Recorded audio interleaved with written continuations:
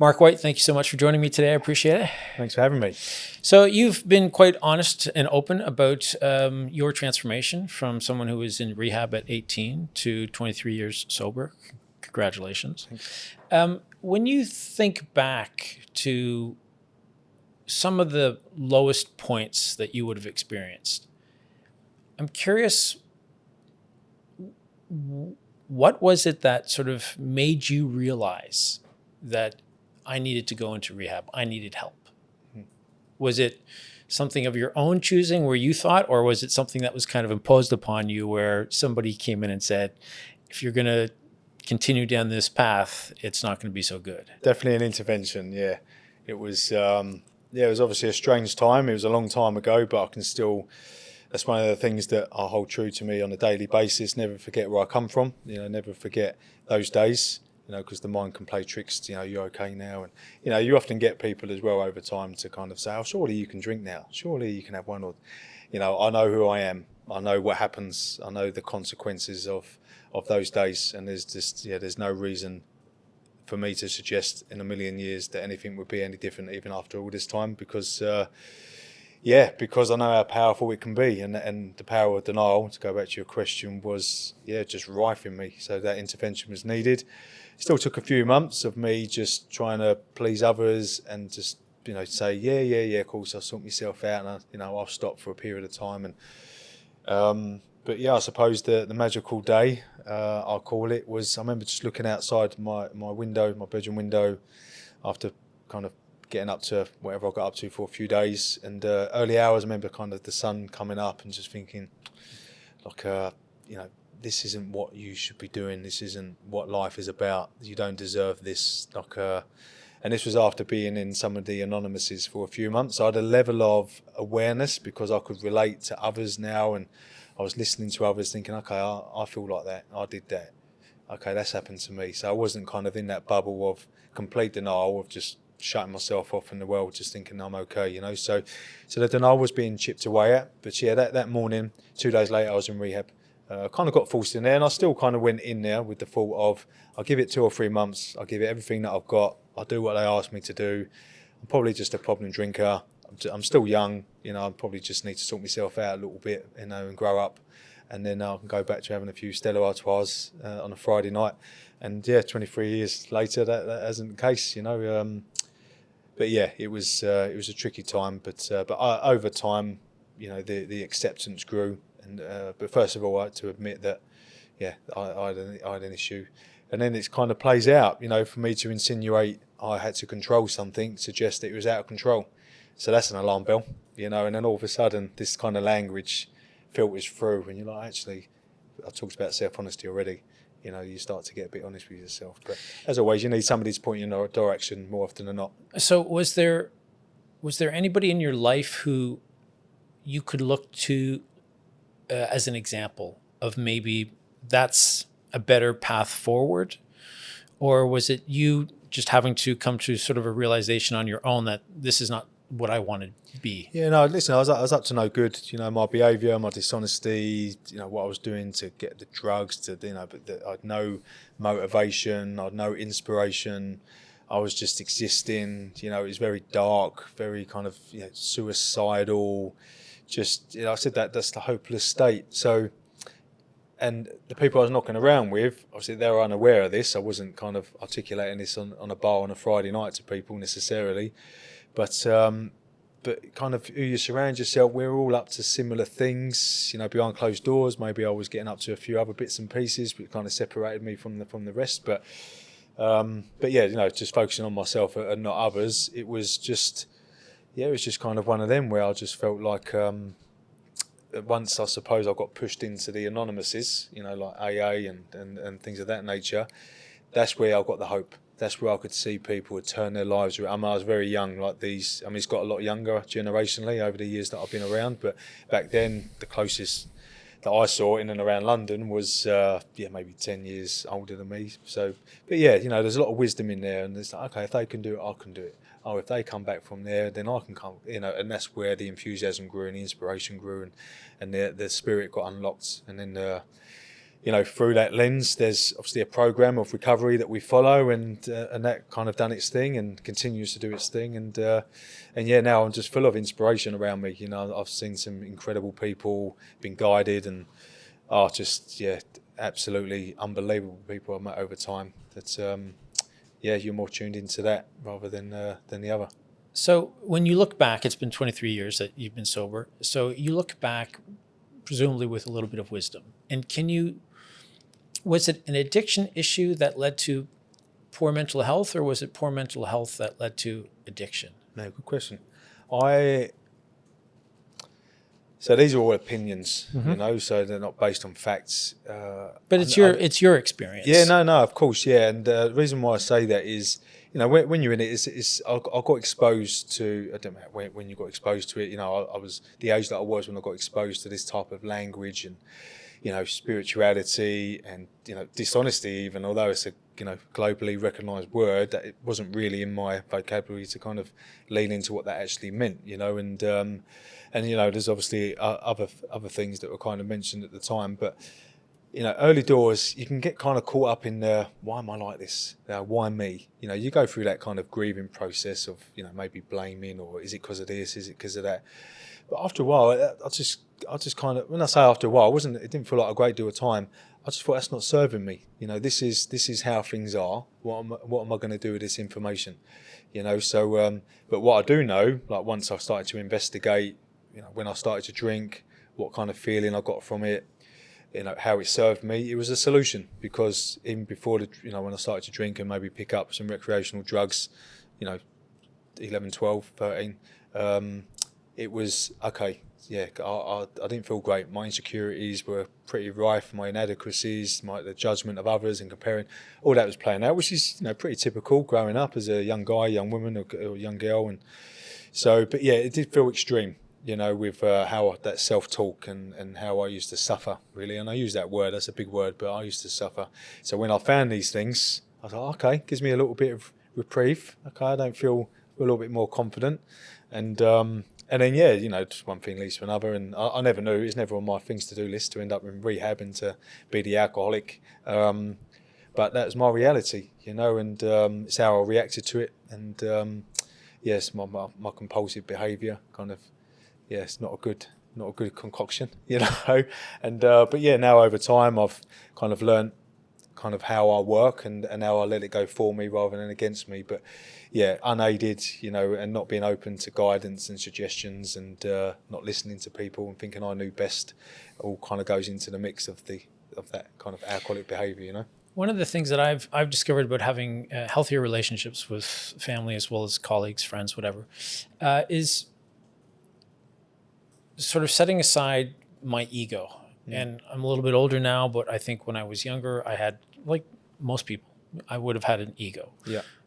And now, there isn't the same determination to have the last word like there would have once been.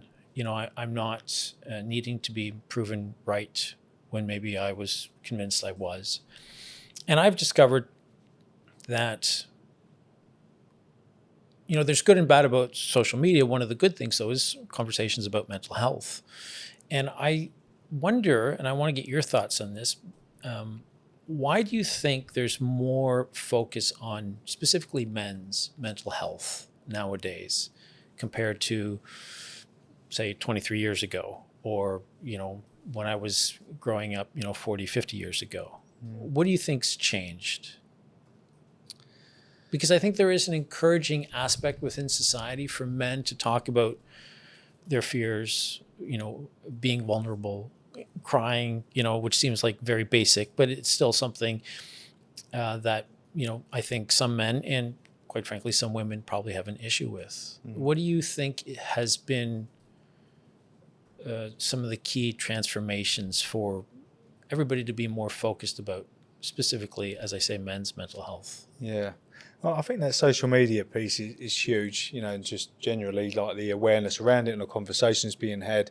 We're catching up with ourselves because like a lot of the stuff on socials is kind of headlines, and with things like mental health, for me, it's, I say an obvious thing to say, but things of that nature pretty much demand context. And then you kind of just get in the realms of transparency, and it's not everyone's story to, it's not everyone's business to know everything all the time about everyone. And so there's this kind of strange paradox of like, okay, we know there's a level of transparency now that everyone is to a certain degree winging it, struggling at certain points, going to go through something at some time. And we've got our inner circle, which, to a certain degree was the norm for a lot of people. You had that saying I had growing up, what happens behind closed doors? Everyone knew something was going on, so it's not all just like all fancy, romantic going on in the world.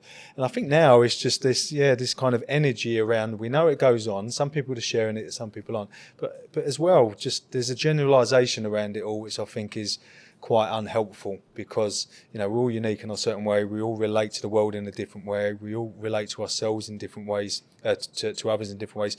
To be on the same page on any given day is tough.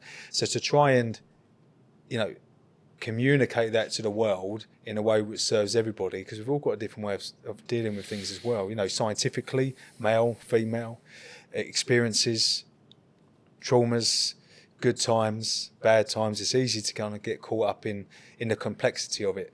And then I kind of always, which kind of served me well from the early days of kind of recovery, using that phrase, it's like, who do I want to be? How do I want to show up? And I got, as I shared, I got exposed to, going back to the men's mental health conversation, I got exposed to men getting vulnerable in AA rooms, and some of the close friends that I had there, the conversations we are now having, because I was in that environment, I was listening to this language, I then opened me up to different practices like the gratitude, like the meditation, like the breath work. I was doing silent vipassanas, I was doing masculine workshops at 21, so it's a little bit unique there, maybe to a certain degree, because not everyone maybe feels like they need to go to them places at that age.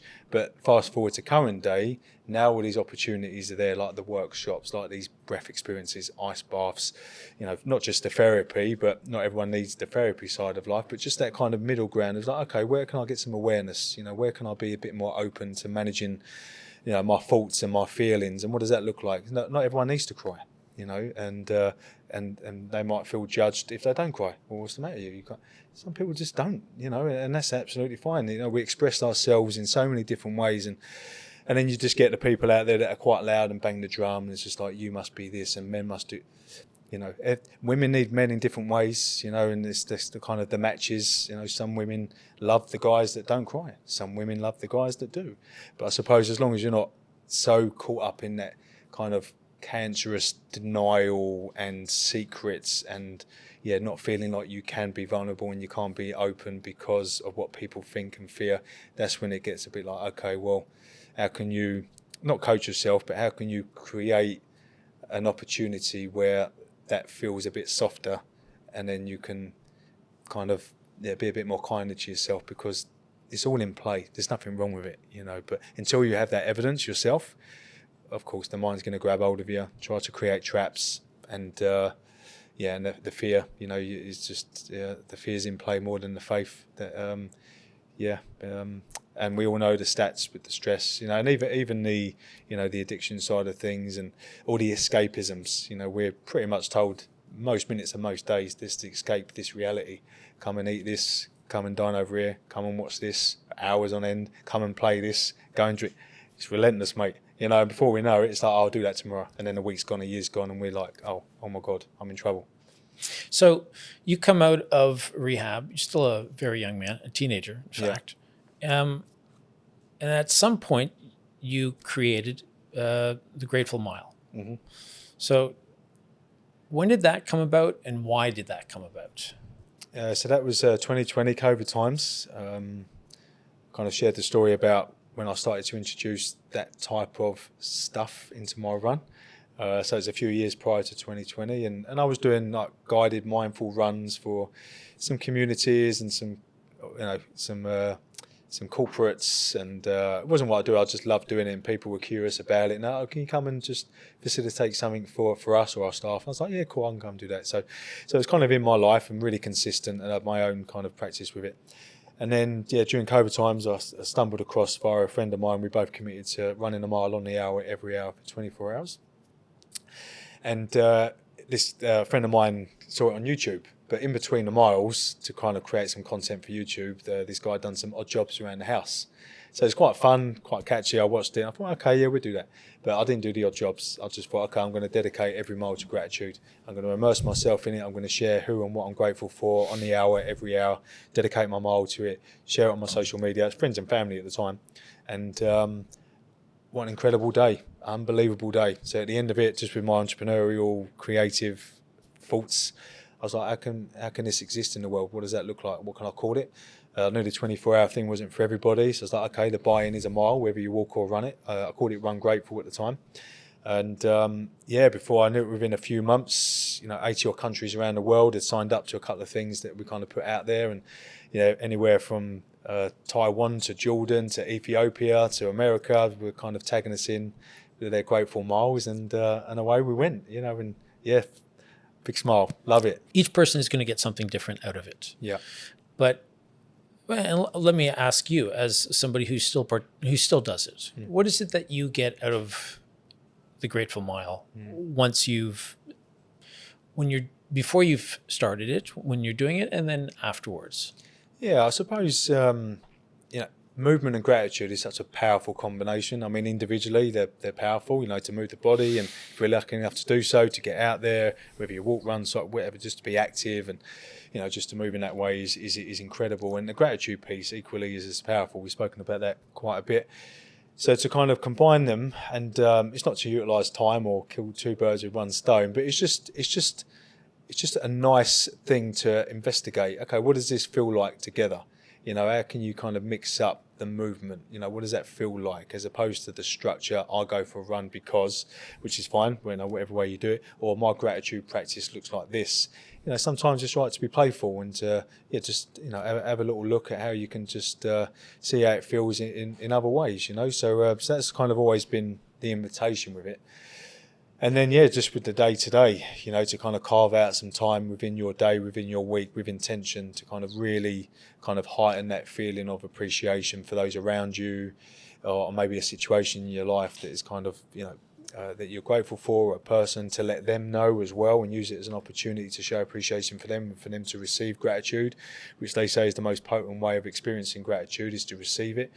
So, these opportunities are there. It's just whether we're open to them, start to introduce them into our days, and even if you're a keen runner and you're getting coached and you're following structures and routines, to kind of carve out a grateful mile in between your 5K, your 10K, your ultra marathons, or even if you just want to kind of go out there and have a grateful mile walk, and 15-20 minutes a day or a few times a week. So is it that time, is essentially you're setting aside a specific amount of time when you're supposed to be thinking about all the things that you're grateful for? Yeah. That's it. Pretty much. Yeah. Simple things. Serves us well. I'll say that, and never for 1 second have I ever kind of suggested the grateful mile is simplicity is the key, because ultimately it's stripped back, it's quite basic, but we do understand, we've spoken quite heavily around the complexities of the world and everyone's set of circumstances, and some days people don't feel grateful, and they find it very hard to kind of lean into anything that they're grateful for. So, we can go on a journey with some people and we can kind of open them up to maybe looking at something to kind of grab onto that kind of give them that spark of inspiration that then feeds the other side of life, because sometimes life is challenging, and just even to get out the front door is tough, so there's always a level of realism around it all, and respect to people.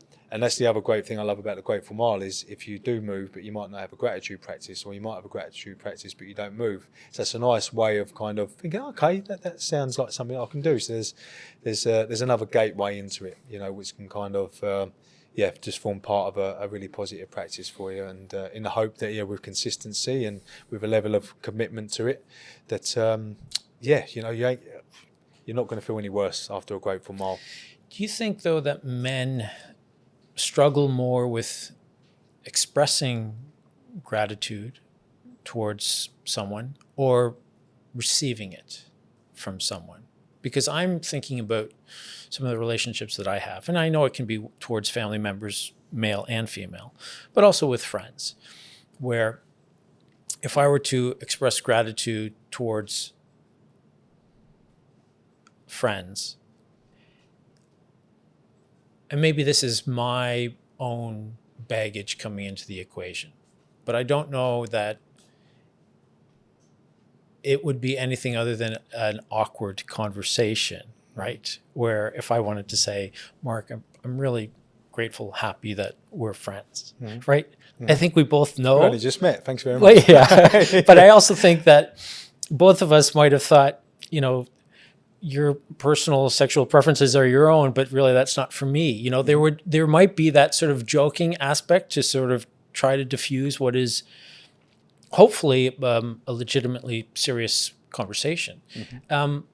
So in your experience, is it tougher for men to experience it, like to say it, or to receive it? I think they're both in play. You know, I think they're both in play. You know, is to receive gratitude is to receive compliment. Some people really struggle to receive compliments, so there's kind of that side of it as well. Because Sure. only it's a compliment, it's a show of appreciation and respect and stuff. And yes, you know, men and women, you know, kind of some people do struggle with receiving compliments. And then I suppose, you know, you've got to be kind of careful with kind of how you say certain things, but it's on us. Like if we react in certain ways, why?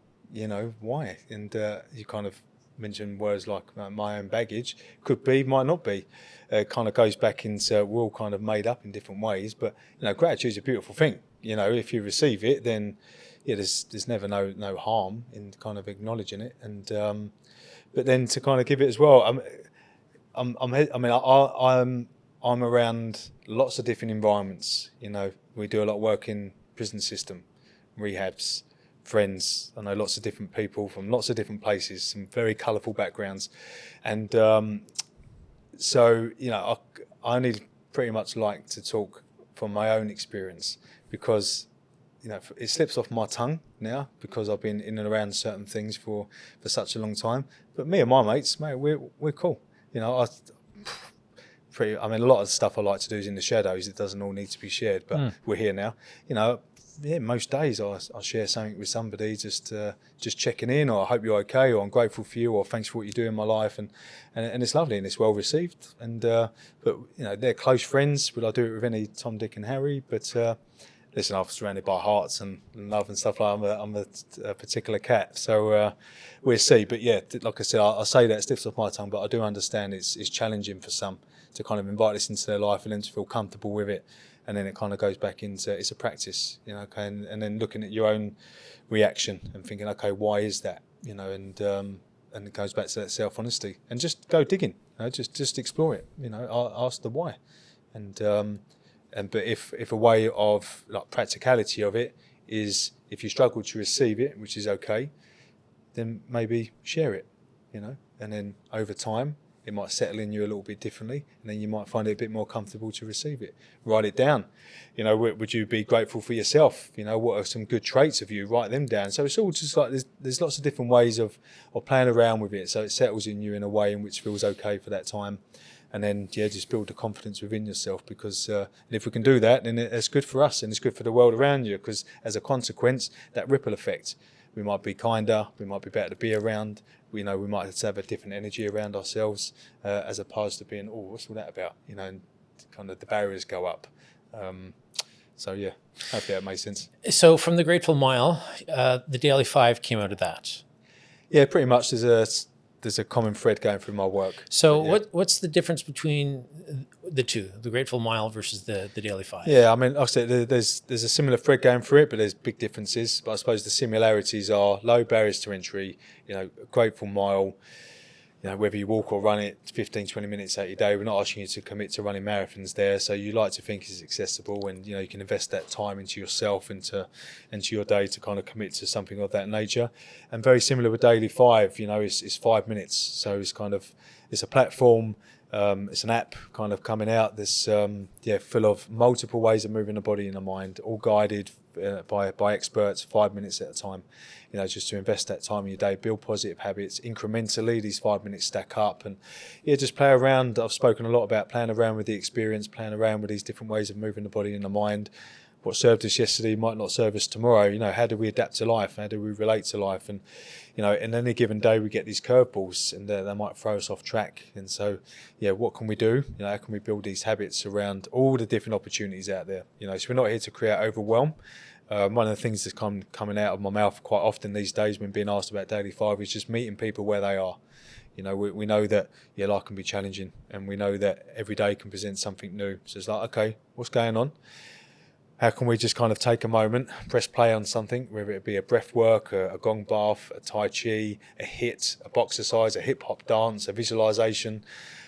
We've got hundreds of videos on there, hundreds of sessions. So it's just like, okay, with an open mind, see if you can discover something new or something familiar, and press play, and you know, you're not going to feel any worse. So yeah, very excited about it. It's all the 23 years of my existence in this realm, before it's titled as wellness and all this kind of jazz.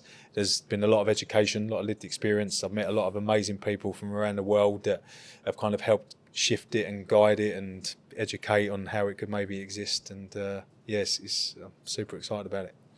So I think I can be as vain as the next person. And certainly as I've gotten into better shape, as I've gotten older, I still like seeing my abs when I get up in the morning. Yeah. But it is interesting that I think, despite that vanity, the benefits that I feel mentally after working out, after moving, and playing ice hockey, going to the gym, whatever it is, I think outweigh the physical benefits. And that, to me, it's always interesting when I'm talking to people about mental health, men's mental health specifically, and how there's so much of it that's tied to, and I think it's true for women as well, but we're talking about men. I think there's so much that's tied to men needing to move. And I think, and I've had this conversation with my son where he's in therapy, but he also goes to the gym. And he says, sometimes, you know, if I had to pick one, I think I'd choose the therapy over the gym, just because it helps him so much. But I do believe, getting back to my point, that there is so much about the movement and that mental health connection. What do you think it is that helps men in particular feel like they're in a better place, where they can maybe express gratitude in a more honest way?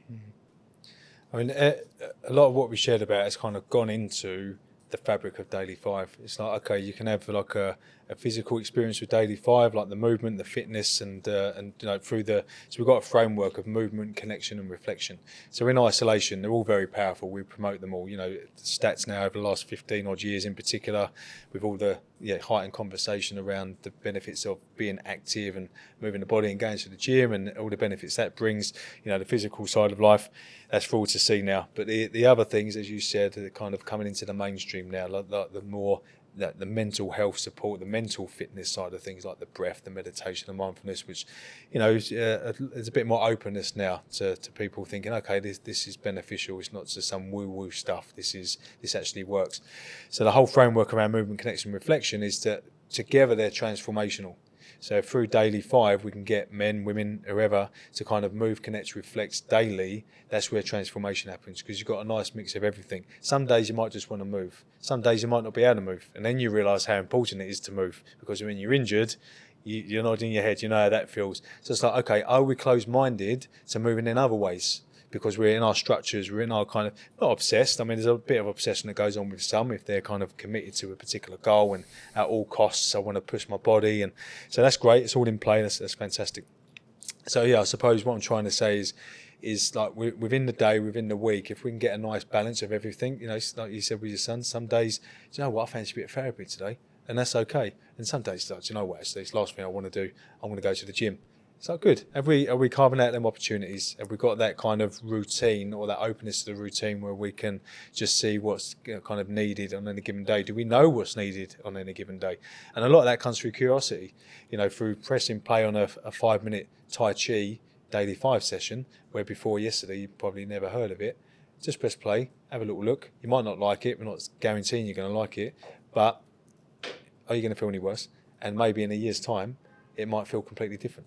You know, so there's that kind of element to it as well, which I think yeah, really, really powerful. But as men and women, like, we're all built in different ways. That physical nature, that kind of endorphin is powerful, you know. And I love that. You know, when I first started to run with my mate, it was very much kind of like, okay, we'd go to the gym and do that thing. But now cardio, all the way, you know. And I never thought in a million years I'd say that, but I love the cardio side of life, getting the heart rate up, and yeah, it's phenomenal. You know, I've grown to love it through consistency. Yeah, so I can relate to that. Excellent. Mark, thanks so much for joining me. Thank you very much. Great conversation.